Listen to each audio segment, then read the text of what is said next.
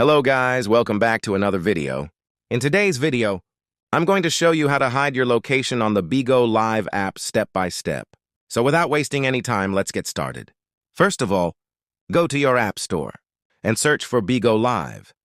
Make sure the app is updated to the latest version, because some settings may not be available in older versions. Once the app is updated, open the Bigo Live app on your device. After that, go to the Me section, which is usually located at the bottom right corner of the screen.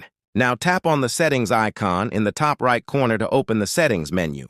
Next, tap on the Privacy option. Inside Privacy Settings, you will find an option called Hide Location. Simply tap on it to turn it on. Once enabled, your location will no longer be visible to other users on the app. And that's it. Your location is now hidden. If this video helped you, make sure to like this video and subscribe to the channel for more helpful tutorials.